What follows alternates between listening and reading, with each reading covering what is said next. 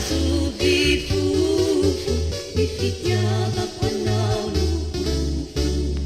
raha toto adintsaina mampanay matoky raha mbola mananay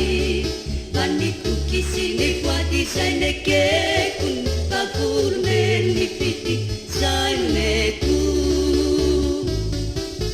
sany fova ny tia matoky fahoanao odoria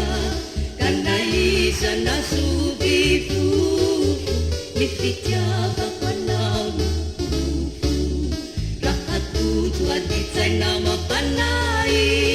matoky raha mbola mananay fa nitoky sy ny voadisainekeko ny favorone ny fity saineko iaraty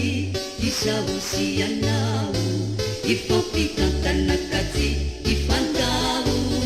ka naory namaneto antany tiko enao atrefa atrany